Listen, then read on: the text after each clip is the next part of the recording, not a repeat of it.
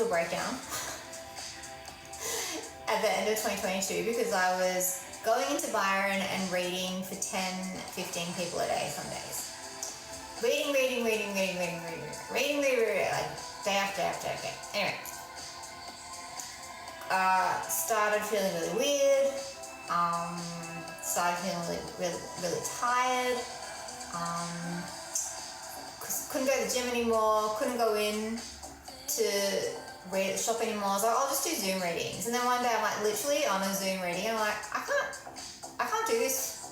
I can't do this with you right now. And I just closed it. And then I called my parents.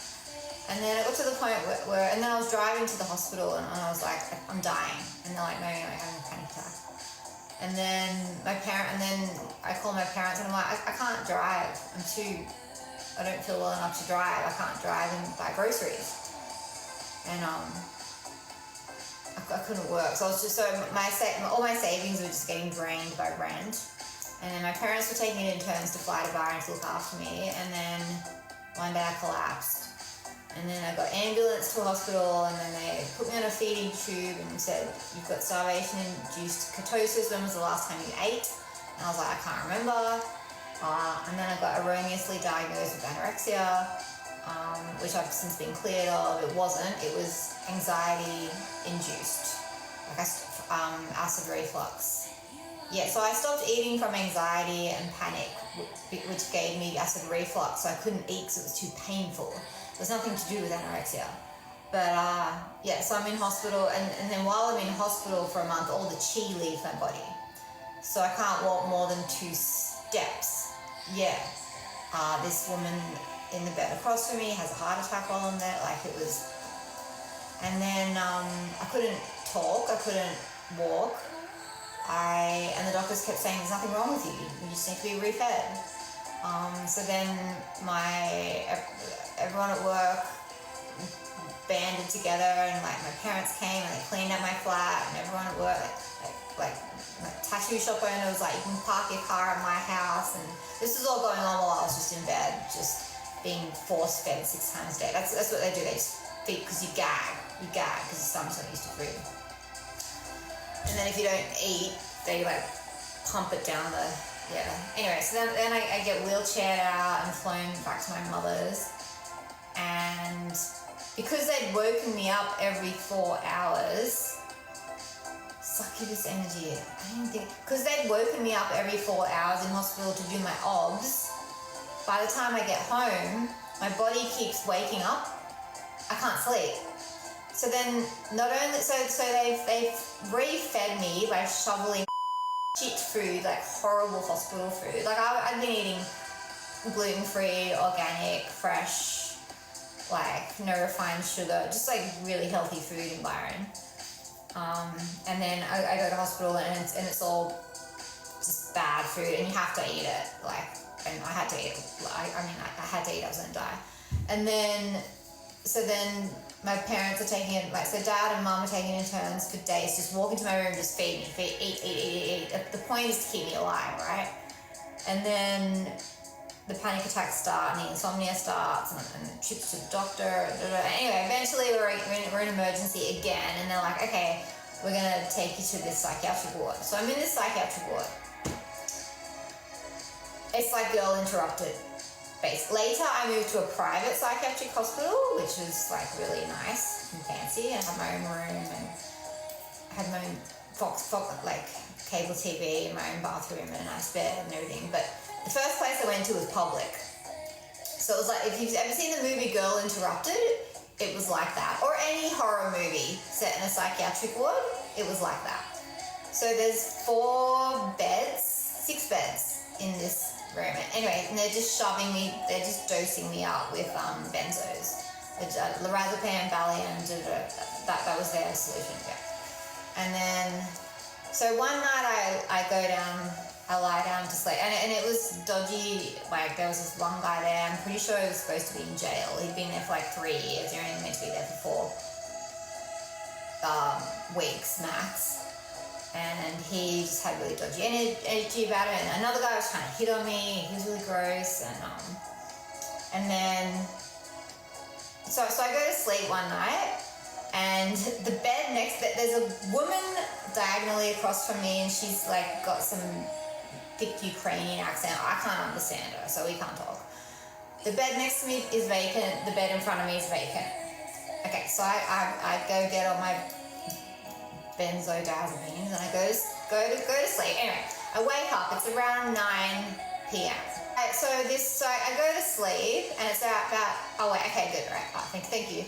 So I go to sleep, and then I'm woken up, and like, mind you, I'm heavily sedated, and I've just come out of like ketosis-induced starvation. So I'm little. Like so imagine me like I was skin and bone, and insomnia and the panic attack. I wasn't good, but I had started sleeping and I had started eating. Anyway, so I go to sleep and I wake up, and there's this girl kneeling. There's no one in the bed next to me when I go to sleep. There's this girl kneeling next to the bed, and she's built like a swimmer, tall, broad-shouldered. She's like, thy kingdom come, thy will be done. Thank you, Jesus, for taking the aliens away. So that woke me up.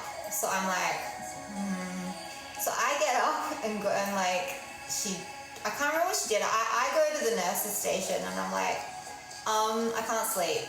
And they're like, why? And I said, there's this crazy girl next to me. I said, she's praying to Jesus and asking him to take the aliens away. Like, and they're like, well, I don't know what you expect. This is a psychiatric hospital. And I'm like, okay.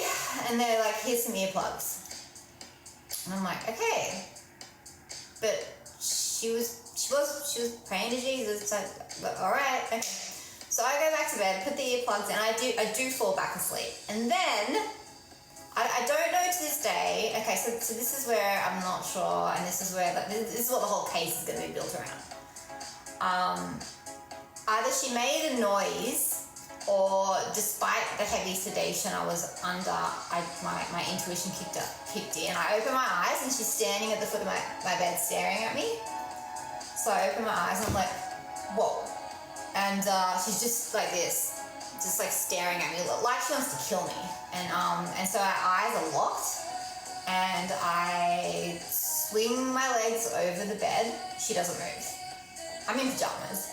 I stand up, she doesn't move. Our eyes are locked. I take 2 steps, she doesn't move. I take 2 more steps, she doesn't move. I bolt to the nurse's station. And this is where it kind of gets fuzzy for me. And I'm like, I tell them what's happening. And then they're like, okay. And so this is where all the reports. So the CCTV. Apparently the CCTV footage has been deleted. That's the first thing I just want to say. So if there's no backup, and I think they're lying, I think that it does exist. Because, and fast forward a little bit to my mum going in and talking to one of the nurses who said she watched it and was shocked. And imagine the things they see, and that shocked them. Anyway, so I am walking back to the bedroom. I've got 2 nurses on one side of me, a security guard on my left, and then I black out. My brain does something to protect me. I come to, I'm on the floor, cross-legged on the floor, holding my stomach. I can't breathe. I'm like, and I'm like, what? And then I'm spitting out blood. And there's 2 nurses sitting in front of me, just like looking at me, and I'm like this, and then I'm like, and then I'm like, oh, my back, and I'm like, I can't breathe, and then I'm like, what happened? And they're like, oh, you got punched in the mouth and the stomach. So what happened is she comes around the corner. This is what I've been told.